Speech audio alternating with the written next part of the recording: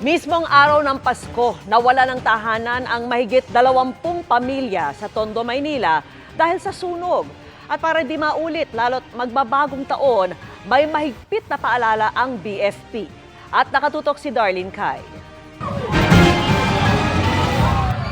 Nagngangalit na apoy ang nagpatigil sa masayasanang pagdiriwang ng Pasko ng mga residente sa Pilapil Street sa Tondo, Maynila. Pasado alas 9 kagabi sumiklab ang sunog na nagmula sa ikalimang palapag ng bahay. Dali-daling lumikas ang mga residenteng halos walang naisalbang gamit.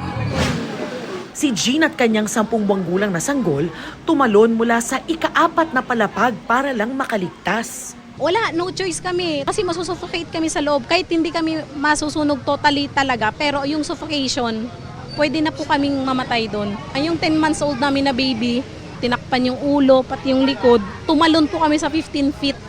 Ang mas masakit pa raw, ikalawang beses na itong nangyari. Nasunog na rin ang mga bahay na ito noong April 2021. Ang sakit, sobrang sakit. Kailangan, yung isip mo, kailangan kung ano yung anak ko, isave yung anak ko kaysa buhay namin.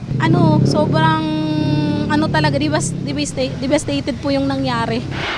Sa sunog na iyon, nawala ng mahal sa buhay sina Genesis at ngayon, sasalubungin nilang bagong taon na walang-wala. Namatayan po kami noon ng pamangkin ko, namatay kami 3 years old. Ngayon po naulit po ulit ngayon 2024. Napakahirap po sa amin para po magkaroon po ulit ng ganitong trahedya. Tuluyang napula ng mga bumbero ang apoy pagkatapos ng halos 1 oras.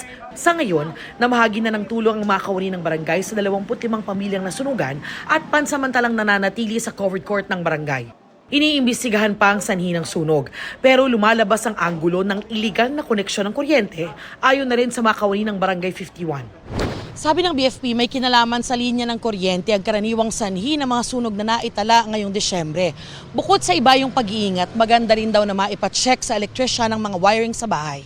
Kung tutuusin, malaki ang pagbaba sa bilang ng fire incidents o sunog na naitala ngayong Desyembre kumpara noong nakaraang taon. Pero hindi pa rin daw dapat magpakampante, lalo at nalalapit na ang salubong sa bagong taon. Red alert pa rin po tayo. Ang ating Oplan Paalala Iwas Paputok ay activated pa rin as of this moment. Umaga, tanghali at hapon, tayo po ay nagkakaroon ng rekorida kung saan ang fire truck ay umiikot sa matataong lugar para patuloy ang pagpapaalala. Paulit-ulit na paalala ng BFP, wag nang magpaputok. Huwag pabayaan ang mga niluluto at agad na tumawag sa Emergency Hotline 911 oras na may sumiklab na apoy. Para sa GMA Integrated News, Darlene Kai, nakatutok 24 oras.